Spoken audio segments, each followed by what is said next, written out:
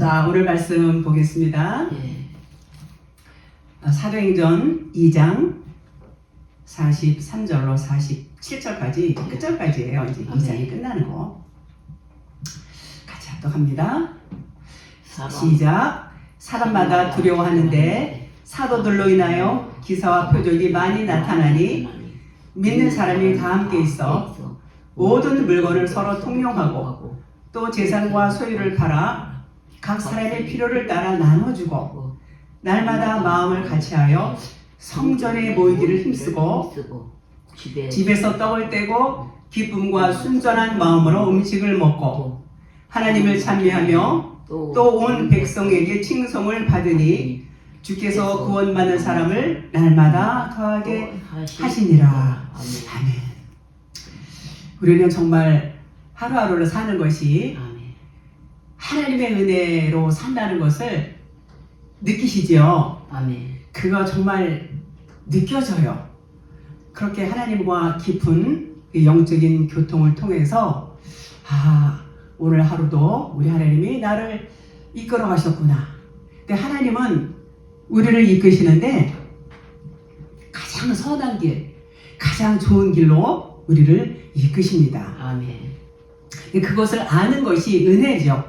하나님의 은혜, 하나님의 은혜다. 이런 것을 우리 믿음의 많은 분들은 그렇게 감사하면서 느끼면서 그렇게 살고 있습니다.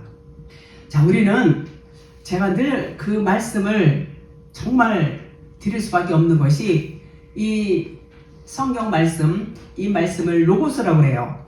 이 로고스 말씀인데 이 로고스 말씀 안에는 레마라고 하는 속의 말씀이 있어요.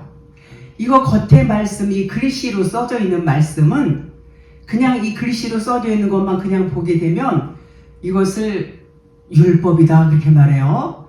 그리고 이 하나님 말씀 맞아요. 하나님 말씀 맞는데 겉에 하나님이다 이렇게 말해요. 겉에 하나님 말씀. 그래서 그런데 그것을 모르고 이것은 하나님 말씀이니까는 지켜야 돼.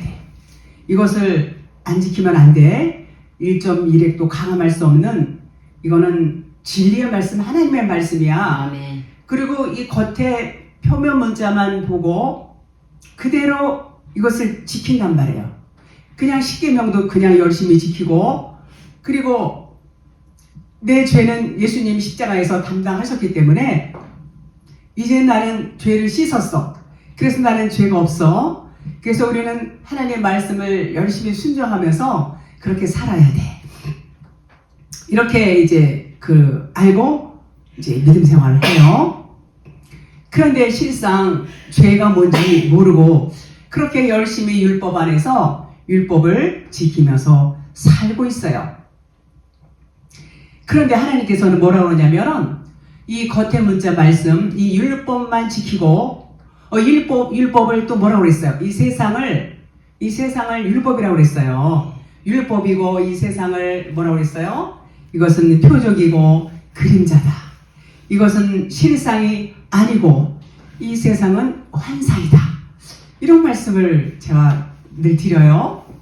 그런데 그렇게 이 환상적인 이 세상, 이 율법, 겉에 이 보여지는, 눈으로 보여지는 모든 세상을 그것을 실상으로 알고 살고 있는 그 자체를 하나님은 뭐라고 하시냐면은 그것은 악이다 그래요.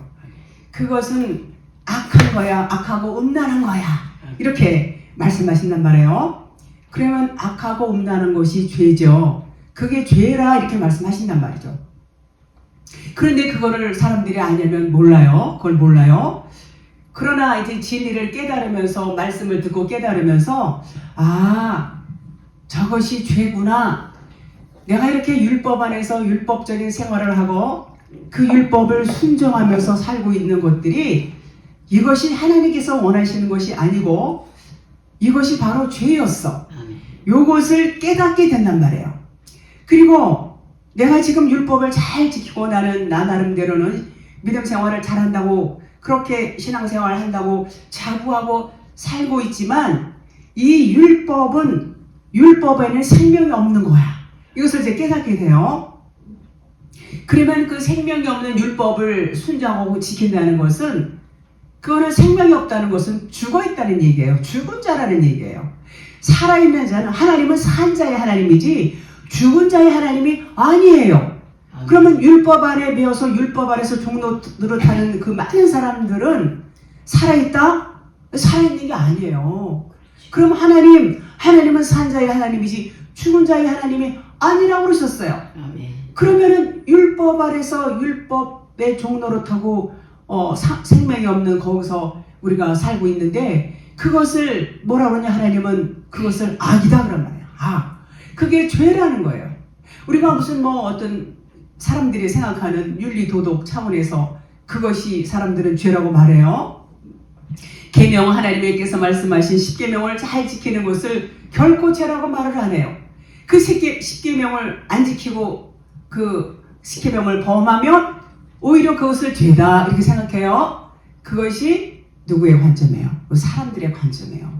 사람들의 관점이고 하나님의 진리를 모르는 그런 생각에서 나온 말이란 말이죠. 우리는 율법 아래에서는 생명이 없어요. 생명이 없다는 것은 산자가 아니라는 얘기예요. 산자가 아니면 뭐예요? 죽은 자죠. 죽은 자예요. 그러니까 죽은 자가 뭘 아무리 한다고 해도 그건 죽은 자가 한 것은 그것은 생명이라고 말할 수 없어요. 그래서 죽은 자가라는 것을 이제 깨달아야 돼요. 그것을 깨달으려면 빛이 들어와야 돼요. 빛이 비춰지는데 빛이 비춰지지만 깨닫는 사람이 있고 못 깨닫는 사람이 있어요. 근데 그걸 깨닫게 되면 그때서야 이제 그것을 보고 뭐라 그러냐면 계명이 이름에 그랬어요. 바울이 바리새인 중에 바리새인이고 얼마나 그 율법주의자고 율법 선생이고 그가 얼마나 그렇게 그 아주 아주 지식이 그 해박한 그런 사람이었지만 예수 그리스도를 만나지 못했을 때는 예수 믿는 사람들을 잡으러 다녔단 말이에요. 앞장서서 잡으러 다녔던 그가 계명이 이름에 죄는 살아나고 나는 죽었도다 그렇게 말씀하죠. 유명하죠. 그 계명이 이르러야 되는 거예요. 계명이 이르면 자기가 죽은 자라는 것을 알게 돼요. 죽은 자라는 것을 알게 되면 그때 이제는 진리의 말씀이 들려오는 것입니다. 그래서 내가 죄인이구나. 내가 이런 죄인이었어. 이것을 깨닫게 되면 그때 하나님의 은혜가 임하는 거예요. 그래서 예수님이 뭐라고 하셨어요? 내가 의인을 부르러 온 것이 아니라 죄인을 부르러 왔다. 이렇게 말씀을 하십니다. 자, 그래서 죄라는 것은 다시 말하면 눈에 보이는 대로 그냥 사는 것 자체가 죄다. 그런 말이에요. 근데 우리는 눈에 보이는 대로 살아요, 안 살아요? 눈에 보이는 대로 육신은 살지만 우리의 관점은 이제는 영의 관점으로 산단 말이에요. 영의 관점으로 사는 사람이 영의 사람이에요. 진리의 사람이죠. 그렇습니다. 그래서 우리는 눈에 보이는 대로 사는 자체가 죄예요. 그래서 하나님께서 뭐라고 하셨어요? 모든 사람이 죄를 범하였음에 하나님의 영광에 이르지 못하였다. 이렇게 말씀해요. 그러니까 죄인이 아닌 사람이 한 명도 없어요. 죄값은 사망이다 그랬어요. 죄로 인해서 우리는 죽을 수밖에 없다 그런 말이에요. 그래서 그것을 깨닫는 거 계명이 이르러야 깨달아요. 그 깨닫는 자가 이제는 죄에서 벗어나는 것입니다. 그 예수님이 그래서 뭐라고 하셨어요? 너희가 소경되었더라면은 죄가 없으려니와 너희가 본다고 하니 죄가 그저 있느니라 이렇게 또 말씀했어요. 그래서 이 보이는 대로 사는 것이 다 죄고 보이는 대로 사는 것이 다 율법이다 그런 말이에요. 자, 율법은 진리가 아니죠. 그런데 그 율법 안에서 진리를 찾으면 이제 그것이 이제 구원이에요. 빛을 발견하면. 그런데 진리를 찾지 못하고 계속 율법 안에만 갇혀 있어요.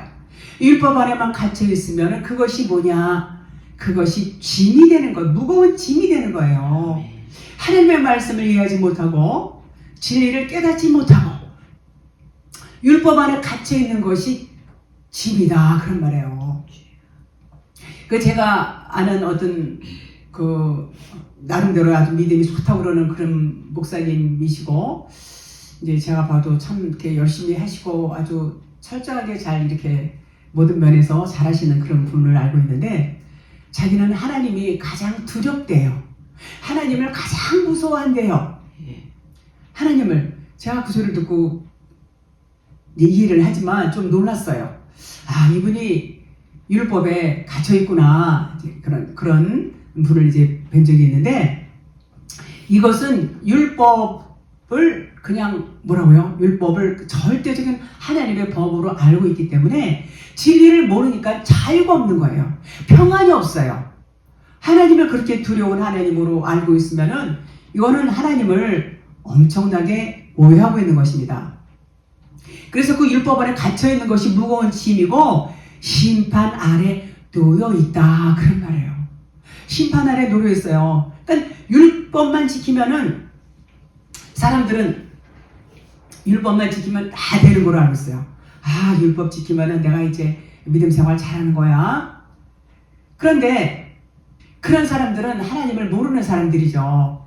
그리고 내가 율법을 잘 지키니까는 나는 믿음이 좋고 나는 아주 이렇게 하나님 말씀을 잘 순종을 하는 사람이야. 그게 누구예요? 그게 세상 임금이에요.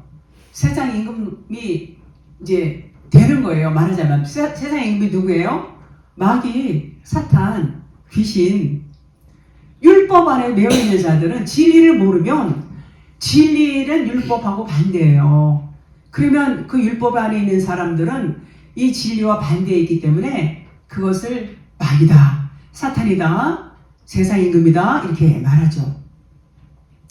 그래서 그 죄가 뭔지를 알려주기 위해서 이제 예수님이 오셨어요. 예수님이 이제 오셨어요. 그것을 뭐라 그러냐? 심판이라고 그래요. 큰 심판이다 이렇게 말해요. 그런데 그걸 모르니까 우리는 어때요? 그 심판을 안 받으려고 엄청 애써요. 심판받으면 큰일 나. 우리는 심판받으면 안 돼. 심판받으면은 저 불못에 떨어져서 영원히 멸망받을 거야. 이렇게 교리로 배움을 받으니까 이제 그렇게 생각을 한단 말이에요. 그리고 어떻게 해요? 행함이 없는 믿음은 죽은 믿음이야. 그래서 나는 죽은 믿음이 되기 싫어서 산 믿음을 갖기 위해서는 열심히 행함으로 자기 그 믿음을 나타내야 되고 그렇게 행위율법에 몰입을 하게 돼요. 그래서 그냥 뭐 안 하면 불안해. 내가 그냥 가만히 편안하게 쉬고 있으면 불안하고 뭔가를 자꾸 하려고 해요. 자꾸 육신이 피곤하고 지쳐 있어도 쉬는 거에 대해서 평안이 없어요.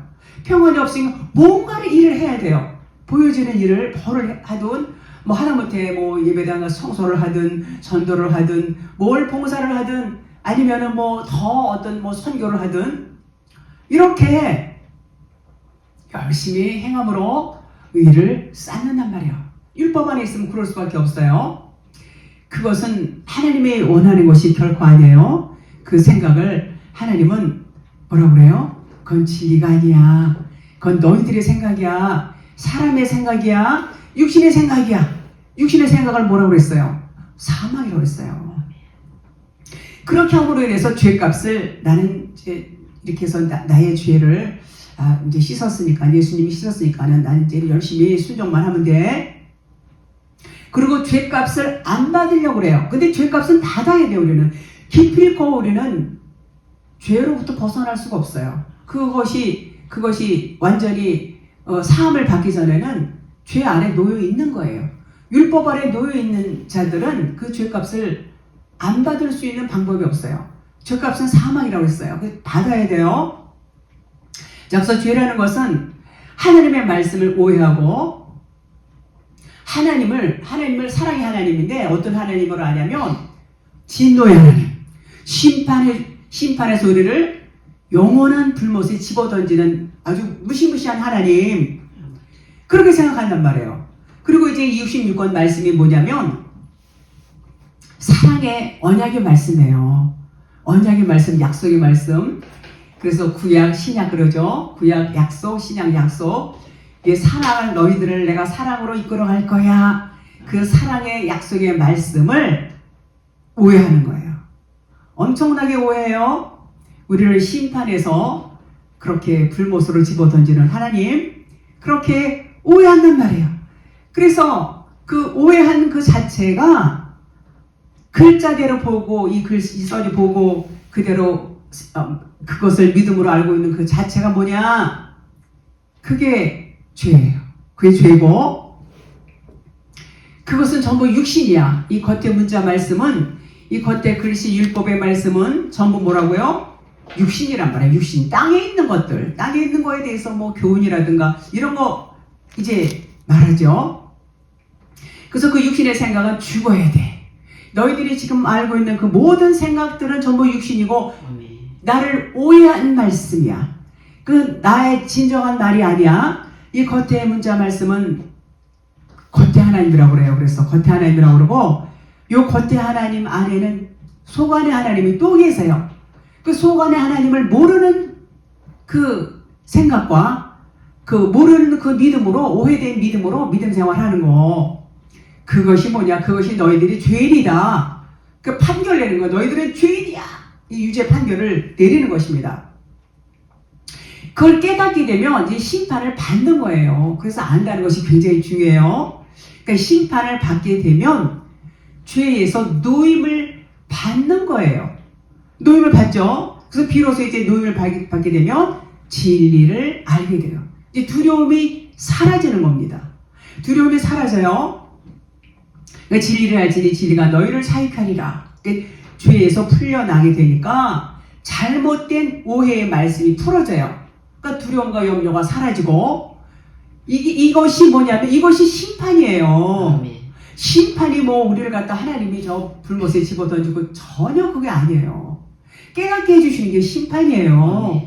너희의 생각이 너무 잘못했어. 너희가 나를 너무 오해했어. 너희들이 생각하는 거 그 행위율법. 그 행위율법은 겉에 하나님이 하는 말씀이고 그것은 나의 마음이 아니야. 그래서 그것을 깨달아야 돼. 그것은 육신이야. 너희들의 육신의 생각으로 겉에 하나님을 그렇게 믿고 오해하고 너희들이 그렇게 믿음 생활을 한 것이야. 그것이 죄야 그러는 거예요. 그러니까 율법 아래 있는 자들을 저주 아래 있다 그러잖아요. 그러니까 율법만 갖고 그냥 율법 말씀을 진리를 알고 있는 거 그것을 깨닫게 되면 이제 죄에서 노임을 받는 거예요. 그 깨닫는 것이 뭐냐? 그 심판이에요. 그래서 그것을 심판을 받는 거, 심판을 받게 되면 이제 죄에서 풀려나게 되는 거예요. 그래서 깨닫는 것이 그렇게 중요해요. 깨달으면 내 안에서 깨달음이 오면은 심판을 받는 것입니다. 그 심판을 받게 되면 더 이상 이제는 죄인이 아닌 것이죠. 자, 그래서 이 심판이라는 것을 다른 말로 이제 표현을 하게 되면 하나님의 사랑의 언약이다. 뭐가요? 심판이. 그리고 그것을 이루는 축복이다. 이렇게 말씀을 드릴 수 있는 것입니다. 그러면 이제는 천국이 되는 거예요. 천국이 이루어지는 거예요. 천국이 여기 있다 저기 있다 찾지 말라. 천국은 너희 안에 있느니라. 이렇게 말씀합니다. 자, 그래서 이 오해된 말씀을 우리가 정말 그걸 풀지 않으면은 우리는 그저 두려움 속에서 살 수밖에 없는 것입니다. 본문 43절 사람마다 두려워하는데 사도들로 말미암아 기사와 표적이 많이 나타나니. 오늘 이 본문 말씀은 이제 그 7날의 언약 중에서 넷째 날을 말씀하고 있는 부분입니다. 그래서 이스라엘 백성들이 이제 출애굽을 하죠. 홍해를 건널 때가 둘째 날이에요. 둘째 날이고 이제 광야에 와서 이제 마라의 쓴물이 단물로 변하는 그 사건이 이제 셋째 날이 되고 그리고 이제 광야 생활이 시작이 됩니다. 광야 생활이 시작이 되는데 이 광야 생활, 이 40년 광야 생활에서는 육신의 그 더러운 것들, 육신의 생각들, 육신적인 것, 세상적인 것들, 모든 이런 율법적인 것들, 이런 것들을 하나씩 벗겨내는 그 기간이에요. 자그마치 40년이 걸리죠. 40년 동안에 하나님께서는 우리 그 육신의 그 생각들을 다 벗기시는 거예요.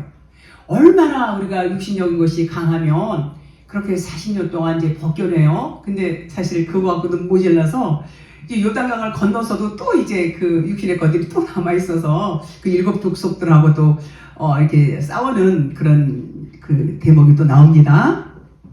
그렇습니다. 그래서 이제 하나님께서는 요 광야 생활 40년이 이제 들어갈 때 이제 넷째 날이에요. 이제 넷째 날.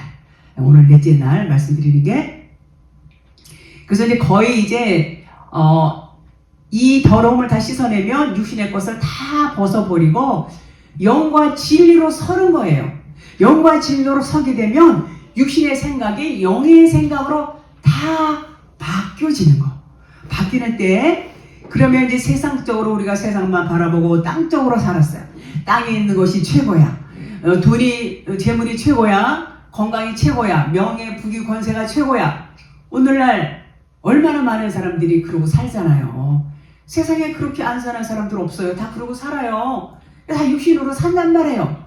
그러니까 뭐라고 하나님이 그 말씀 하시는 거예요. 의인은 없나니 하나도 없다. 너희들이 육신적으로 살기 때문에 그건 의의가 아니야. 보이는 대로 사는 것은 의의가 아니야. 그런 말씀을 하시는 것입니다.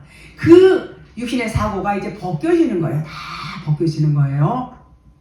그래서 땅적인 그 육신의 의식이 하늘적인 영의 의식으로 바뀌는 것입니다. 그래서 육이 아닌 영과 진리의 의식으로 바뀌어져야 영의 사람이다. 아멘. 이렇게 말할 수 있어요. 43절, 그래서 사람마다 두려워한다고 그랬어요. 좀 전에 말씀드린 것 같은 맥락에서 말씀드려요. 자, 사람이라는 단어는 없고 여기서 사람마다가 푸시케로 돼 있어요. 푸시케는 혼이죠. 혼. 이 혼이 두려워했다 그랬어요. 그 혼은 뭐예요? 마음이죠. 마음이 두려워했다는 것은 이 우리가 육신의 생각으로 꽉 살고 있는데 그 육신의 생각이 두려워하고 있다는 얘기예요. 왜요? 이제 영적으로 깨어나니까 육신의 생각이 이제 사라져야 되거든. 자기가 자기 자리를 이제는 내놓게 생겼어요. 누구한테? 영에게 자리를 내놓게 생겼으니까는 그것이 두렵다 그래요. 그 혼의 생각이에요. 근데 그게 생각이 잘된 생각이에요? 잘못된 생각이에요? 그 잘못된 생각이에요. 두려워하면 안 되는데 그렇죠. 육신의 생각은 두려워할 수밖에 없어요. 육신은 왜냐면 지금까지 육신으로 살아왔는데 이거 내려놓으려니까 힘들죠. 하나님이 하시죠. 자, 그래서 육신의 의식은 그 싫어한다. 본능적으로 싫어해요. 거부해요.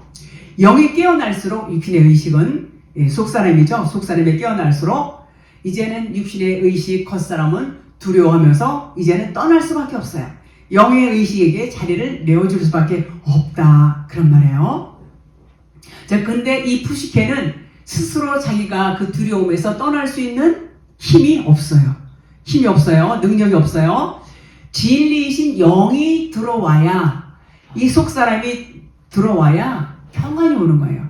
진리는 영이고 생명이고 평안이죠. 그러면 두려움에서 벗어나게 되는 것입니다. 자, 그래서 그 육신의 혼, 푸시케가 두려워했다는 것은 사도들이 전한 복음에서 이제 기사와 표적이 많이 나타나니까 혼이 나갔다 그런 말 듣죠. 혼이 나갔다. 놀래서 혼이 나가는 거. 그 안나니와 삽비라 그 여러분들 너무 잘 아시죠? 그 밭을 팔아서 이제 얼마를 감추고 사도들 앞에 놓고 그 자리에서 혼이 나가서 전부 그냥 죽어버리는 거. 혼이 나가는 것이, 근데 우리가 그걸 겉에 것으로 보고 무서워서 벌벌 떨었죠. 그 대목 보고 떨지 않으셨어요? 엄청 떨었잖아요. 그냥 남편이 죽고 나서 그 다음에 아내가 들어왔는데 아내도 또 거짓말해갖고 또 거기서 죽잖아요. 사람들 다 떨었다고 했어요. 다 떨었다고 그랬어요. 근데 그게 겉에 표면으로 보면은 그래요. 근데 진리는 그 혼이 나가야 돼요. 이제는 혼적인 것이 나가야 영적인 사람이 되는 거예요. 그러니까 여기서 지금 똑같은 대목이에요. 두려움에서 이제 진리가 살아나니까 혼이 두려워서 이제 떠나는 거예요. 벗어나는 거예요. 혼이 나갔다. 그런 말이에요. 기사와 표적이 많이 나타나니까 혼이 나갔다. 그런 말이에요. 지금 이게 좋은 거죠. 자, 근데 많은 사람들은 기사와 표적 그러면은 눈에 보이는 이적과 표적을 겉의 것을, 외형적인 것을 기대하고 그것만 이적과 표적으로 알고 있어요. 저도 그랬었어요. 그런데 그것이 아니에요. 물론 겉의 것은 표적으로 나타날 수 있는데 그것은 이제 하나님께서 그것을 보여주는 이유는 우리를 사랑하시는 하나님이 우리에게 보이지 않는 하나님을 나타낼 수 있는, 하나님은 살아계시고 하나님은 이렇게 너희를 사랑하신다 라는 것을 보여주기 위해서 이적도 나타내시고 표적도 나타내시고 신유도 행하십니다. 그러나 그것은 우리의 신앙 성장하는 과정이지 그 자체가 진리가 아니다. 누차 말씀을 드렸습니다. 자, 그러면 여기서 말씀하시는 기사와 표적이라는 것이 무엇일까? 그것은 보여드리는 가시적인 것을 말씀하시는 것이 아니고 우리 내면에서 일어나는 일이에요. 우리 내면에서 일어나는 우리 생각의, 의식의 변화를 말씀하고 있는 것입니다. 자, 그래서 그러면은 사도행전 2장 19절 또 내가 위로 하늘에서는 기사를 아래로 땅에서는 징조를 베풀리니 곧 피와 불과 연기로다. 지난번에 이거 다 한 건데 하늘에서는 기사를 그러면은 이 말씀은 우리가 잘못 알고 있는 방금 말씀드린 대로 겉에 것만 볼 때는 이제 두려워서 떨죠. 잘못 알고 있는 진리가 율법으로만 알고 있던 말씀이 진리로 풀어지는 것을, 진리로 풀어져서 깨닫는 것을 뭐라고 그래요? 기사라고 그래요. 기사. 그러니까 우리 내면에서 깨달음을 의미한단 말이에요. 뭐 이렇게 눈으로 보이는 거 뭐 이렇게 막 변화된 이런 것이 아니라 우리 안에서 깨달음이 오는 거, 요것을 기사다 이렇게 말해요. 하늘의 기사다. 그래서 그 기사를 우리가 깨닫게 되는 그 과정에서는 마음에서 뭐가 일어나야 돼요? 지진이 일어나요. 사람마다 조금씩 다르지만 막 지진이 일어나고 막 이제 육신적인 것과 영적인 것, 율법의 말씀과 진리의 말씀에 막 부딪힘이 일어나요. 부딪힘이 일어나면서 막 지진이 일어나고 그러죠. 그래서 이제 그 과정이 이제 말씀이 풀어지면서 육신의 의식이 영의 의식으로 바뀌는 그런 징조를 말하는 거예요, 여기요. 하늘에서의 기사를 그렇게 말하고 있어요. 그러면 땅에서는 징조를 베풀리니 그러면 곧 피와 불과 연기로다 그랬어요. 그러면 피는 생명을 의미하고 불은 영을 의미해요. 그리고 이 연기는 깨달음을 의미해요. 그래서 피와 불과 연기는 이 세 가지는 하나다 이렇게 말할 수 있어요. 그러니까 육신의 의식이 영의 의식으로 바뀌는 것을 이렇게 표현하고 있어요. 그러니까 기사와 표적을 우리 안에서 일어나는 우리 내면의 변화다. 그 말이 뭐예요? 위로 하늘에서는 기사를 아래로 땅에서는 징조를 베풀리니 곧 피와 불과 연기로다. 이것이 전부 내 안에서 일어나는 변화란 말이에요. 그런 변화가 다 있어야 돼요. 우리 진리를 율법에서 진리로 건너올 때에, 바뀔 때에는 그런 과정이 누구에게나 일어나게 됩니다. 사도행전 2장 20절 그 다음 절 주의 크고 영원로운 날이 이르기 전에 해가 변하여 어두워지고 달이 변하여 피가 되리라. 자, 영원로운 날. 요게 무슨 날이냐면 우리가 창세전에 하나님 그 안에 다 있었다고 그랬어요. 우리 모든 사람은 하나님 한 영 안에 있다가 이렇게 분리돼서 나왔어요. 그래서 모이면 하나가 돼요. 그러니까 한 영 안에 있었을 때가 그때가 언제냐? 그때를 우리가 기억은 안 나지만 그 믿음으로 우리가 그걸 받아들일 수 있어요. 그 믿음으로 믿어지는 것이 기억나는 거라고 생각하시면 돼요. 그래서 믿어지는 것을 그게 영원로운 날이다 그런 거예요.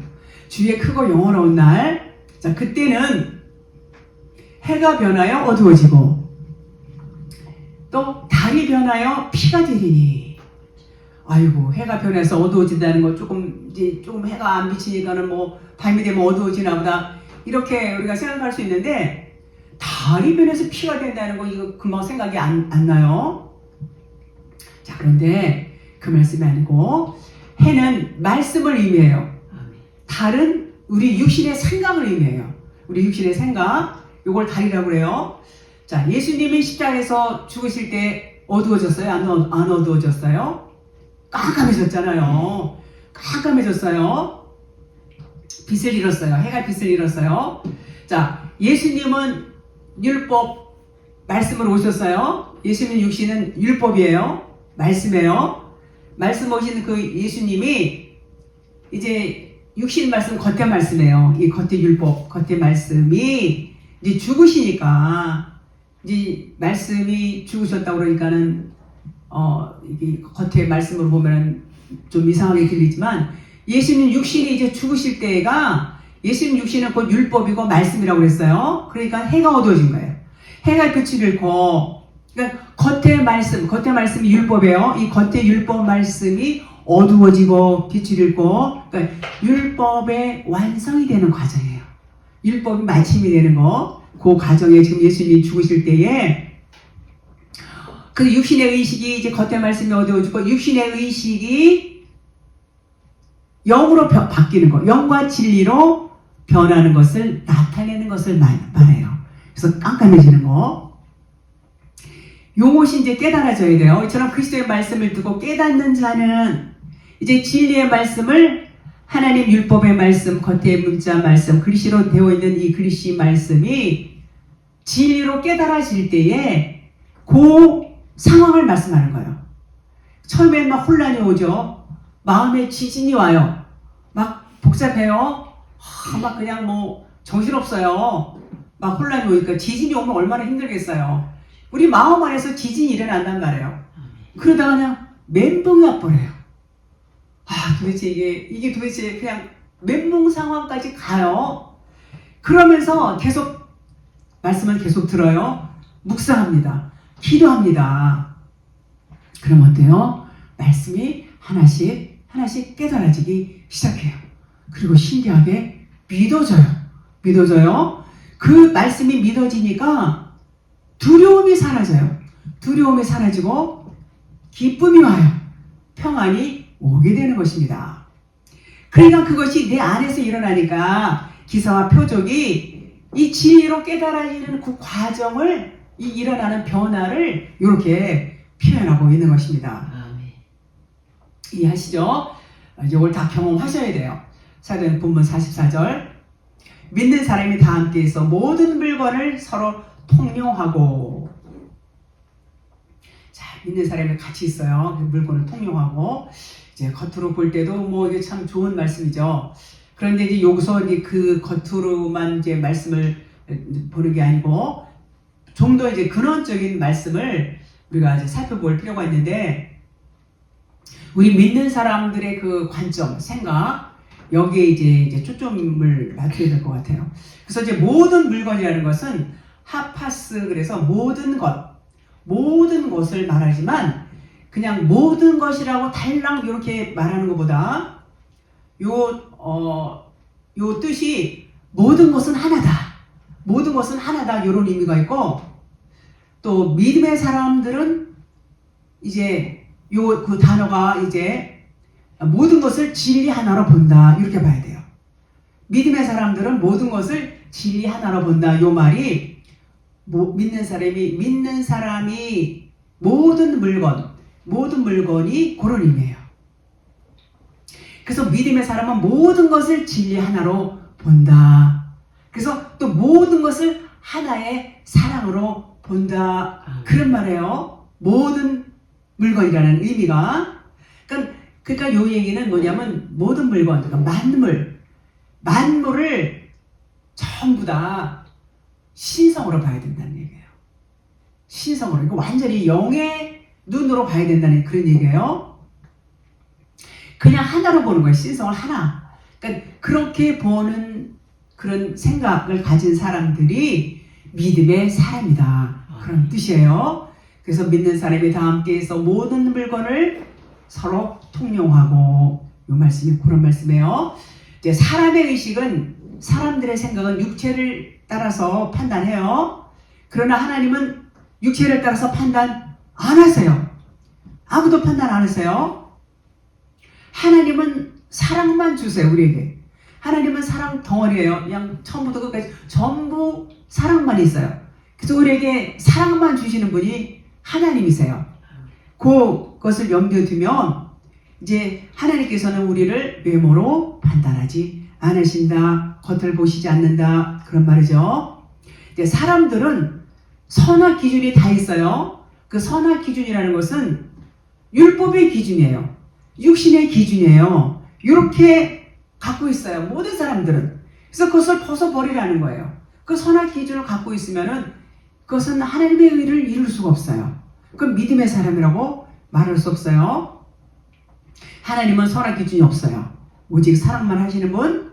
그래서 모두를 우리에게도 너희도 사랑이야. 내가 사랑이면 너희도 사랑이야. 내가 사랑인데 너희가 선악 기준을 갖고 있으면은 너희는 그러면은 나와 하나가 아닌 거야. 이런 말씀하시는 거예요.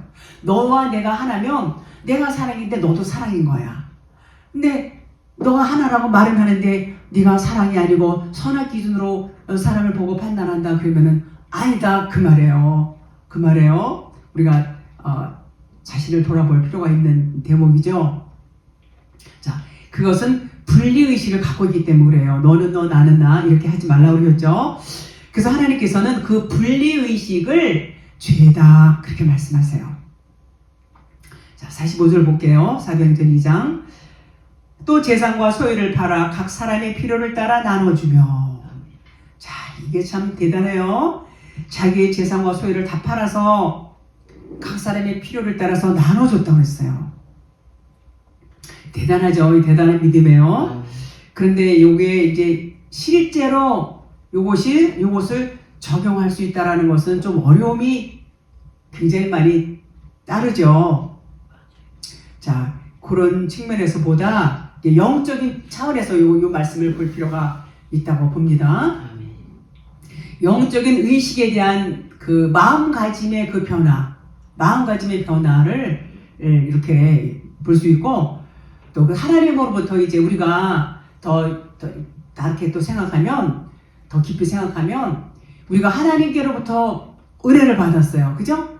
하나님께로부터 엄청난 그 사랑을 받았어요. 그 사랑을 받은 거에 비하면, 이 세상적인 이 재산, 자기의 어떤 물질적인 이런 그 소유, 이런 것들하고는 비교할 수 없죠. 그 하나님의 은혜하고 비교할 수 없어요. 그래서 이 눈에 보이는 이 세상 것들을 그냥 작은 것이다. 이건 별게 아니다. 이런 생각을 갖는다는 게 중요하다는 거예요. 자신의 소유가 많은 것을 의지한다고 해도 거기에는 생명이 없어요. 아무리 많은 소유를 가졌어도 그 자기가 가진 소유물이 자기를 살릴 수 있어요? 살릴 수 없어요. 그것을 이 사람들이 이제 아는 거예요. 이것을 알기 때문에 그 가진 소유의 가치를 하늘의 소유에 비할 수가 없구나. 이런 차원에서 그 소유를 팔아서 이제 나눠줬다. 이렇게 볼 수 있습니다. 그래서 우리가 세상에서는 정말 가질 수 있는 것이 없다. 세상의 것들은 그렇게 가치를 부여할 만한 것이 못 된다. 그것을 이제 알았다는 거예요. 가장 소중한 것은 하나님의 사랑만이 가장 소중하다. 그것을 알고 이것을 시사적으로 이렇게 말씀을 하는 것으로 이제 볼 수 있습니다. 46절. 날마다 마음을 같이하여 성전에 모이기를 힘쓰고 집에서 떡을 떼며 기쁨과 순전한 마음으로 음식을 먹고. 얼마나 이 내용만 이 겉으로 봐도 상당히 이게 참 마음이 평안하고 기쁜 그런 내용들이에요. 마음을 같이 한다는 건 아주 즐겁지요. 우선 날마다, 날마다라는 것은 헤매라 그러는데 낮을 의미해요. 낮이라는 것은 해가 떴구나 이런 낮이 아니라 빛이라고 그러고 영과 진리로 말하고 어두움에서 벗어난 것. 우리가 어두움에 있다는 것은 죄라고 말하죠. 율법이라고 말하고 육신이라고 말하고 거기서 이제 벗어났단 말이에요. 어떻게 벗어나요? 이제 진리를 깨달았어요. 빛이 비춰졌어요. 육신의 것들이 벗겨졌어요. 그러니까 날이 되는 거예요. 날마다가 되는 거예요. 그러니까 영과 진리로 되어졌다 그런 말이에요. 이 날마다라는 것이 참 좋은 의미죠. 자, 어두움은 이 세상적인 것들, 육신적인 것들, 율법적인 것들, 눈에 보이는 이 표면적인 것들, 이런 것들을 그래서 이제 벗어났다는 거예요. 그러니까 육신적인 것을 하나님을 뭐라고 그러셨어요? 그것은 표적을 구하고 겉에 보이는 것들을 구하니까 예수님이 그러셨잖아요. 이 악하고 음란한 세대라 이렇게 말씀했어요. 그러니까 그 악하고 음란한 세대에서 벗어났다 그런 말이에요. 아멘.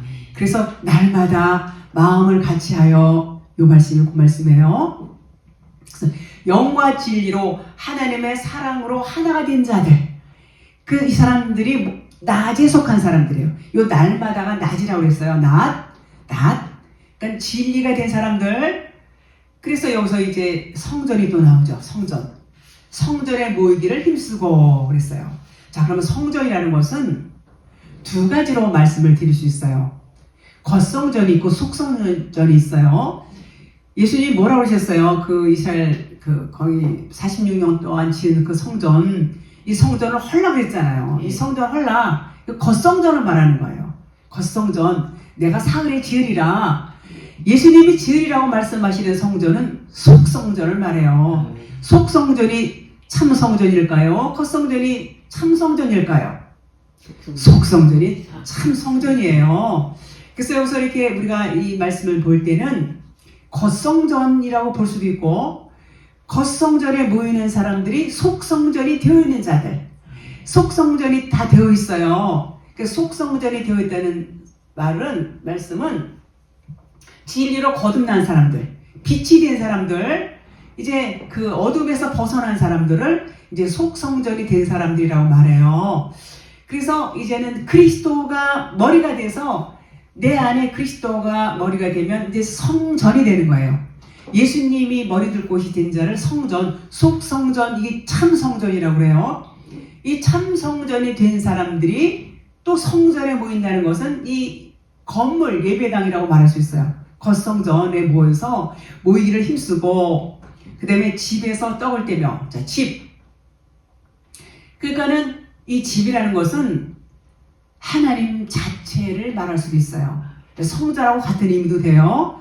하나님의 마음 또는 천국 이렇게 표현할 수 있고, 이제는 그 육신의 생각들이 겉성전이 무너진 사람들이 무너져야 집이 될 수 있어요. 그러니까 성자라고 개념이 비슷해요. 그래서 육신의 생각이 다 무너진 사람들, 성전에 모여서 모이기를 힘쓰고 마음을 같이 하고 음식을 같이 먹고 떡을 떼며 이렇게 아주 즐겁고 화기애애한 그런 분위기죠. 떡을 떼며, 그러니까 집에서, 그러니까는 이 진리로 이제는 영으로 충만하게 된 자들, 그리스도가 머리가 된 자들, 영과 진리로 된 자들을 의미하고 있어요. 그래서 이 육신의 생각이 무너진 자들이, 성전된 자들이 모여서 떡을 떼며 기쁨과 순전한 마음으로 음식을 먹고 그랬어요. 그래서 영과 진리로 하나님의 사랑으로 하나 된 자들이 낮에 속한 자들이고, 이 성전은 겉성전으로 이게 표현도 될 수 있지만 속성전이 된 사람들이 모여서 모이기를 힘쓰고 이렇게 말씀을 드릴 수 있고, 떡을 떼며, 떡이라는 것은 집은 이제 성전도 돼요, 천국도 되고, 말씀을 양식으로 먹는 걸 말해요. 아멘. 떡이라는 것은 우리가 입으로 먹는 떡, 그것 육신의 떡은 떡이죠. 그러나 영의 말씀이에요. 생명의 말씀, 진리의 말씀을 먹는다는 얘기예요. 아멘. 떼서 먹는다 그런 말이에요. 뗀다라는 의미는 떡을 떼다라는 떡의 의미를 다르게 변화시키는 거야. 다시 말하면 말씀이 이 율법의 말씀이 진리의 말씀으로 변화된다는 얘기예요. 육신의 생각이 영의 생각으로 바뀌어서 영의 말씀이 된다는 얘기예요. 그것이 떡이에요. 떡. 그러면 어때요? 육신의 의식이 전부 이제 영의 의식, 하늘의 의식으로 변화가 되고, 하늘의 의식으로 변화되니까 하늘의 기쁨을 얻는 거예요. 하늘의 기쁨. 여기서 뭐라고 했어요? 기쁨을, 기쁨과 순전한 마음으로, 순전한 마음이에요. 영 자체가 순전하기 때문에 율법하고 달라요. 그래서 하늘의 기쁨을 얻고 하늘의 마음을 얻게 된다. 그래요. 얼마나 이 말씀만 봐도 마음이 아주 기쁘죠? 47절 마지막 절, 하나님을 찬미하며 또 온 백성에게 칭송을 받으니 주께서 구원받는 사람을 날마다 더하게 하시니라. 아멘. 자, 육신의 것들을 다 내려놓으니까 기쁨이 충만해서 하나님을 찬미한다 그런 말이에요. 기쁨이 충만해요. 육신의 것, 우리는 육신의 것들을 못 내려놓기 때문에 맨날 기쁨이 없고 평안이 없어요. 육신의 것들을 내려놓게 되면 기쁨이 충만해지는 것입니다. 자, 그러니까 어떻게 자기 걸 막 팔아서 가난한 사람들, 없는 사람들한테 막 주고 그러죠. 그러니까는 온 백성에게 칭송도 받아요. 자, 물질을 하나님의 마음으로 나눠주니까 그 나눠줌으로 인하면은요, 나눠주는 사람이 기뻐요. 나눠주는 사람이 기뻐요. 그 받는 사람도 기뻐요. 그러면 다 같이 기쁜 거예요. 그러니까 칭송을 받는다 그런 말이에요. 아멘. 그래서 우리가 사랑을 주게 되면 나는 가진 게 없어요. 그럼 하나님의 사랑을 주면 돼요. 사랑을 받고 평안을 주면 평안을 받고 또 물질을 주면 물질을 받고 심는 대로 주는 대로 받게 되는 것입니다. 자, 그러니까 여기서 주께서 구원받는 사람을 날마다 더하게 하시니라 그랬어요. 그런데 예수님이 구원받는 사람을 날마다 더하게 하셨구나. 이렇게 들을 수 있어, 볼 수 있어요. 겉으로는. 그런데 지난번에도 말씀을 드렸어요. 그런 의미가 아니고 주로서, 그러니까 주님으로서 구원받는 사람을 더하여 주셨다. 자, 그러니까 이 얘기는 구원이라는 것은 주의 이름으로 칭함을 받아야, 그러니까 여러분이, 목사님이, 권사님이 주님으로 칭함을 받아야 된단 말이에요. 그리스도로 칭함을 받는 자, 주님으로 칭함을 받는 자가 구원을 받는다 그런 말이에요. 그래서 율법이 진리로 깨달아지니까 기사와 표적이 나타나죠. 기사와 표적이 나타나고 육신의 마음이 영의 마음으로 바뀌면서 이제 영과 진리의 사람으로 변화가 되니까 주의 이름으로 칭함을 받는 자를 날마다 더하게 하신다는 얘기예요. 그러니까 그렇게 변화가 되는 사람이 주예요, 주. 그러니까 주가 되니까 또 주를 또 하나님이 주가 되는 사람의 이름을 주로 칭함을 하는 사람을 날마다 더하게 하신다 그런 말이에요. 그래서 이 말씀을 가만히 이렇게 여러분들이 묵상하시면서 되새김질 안에서 들으면 말씀이 이해가 되실 것입니다. 네, 오늘은 같이 하겠습니다. 아멘.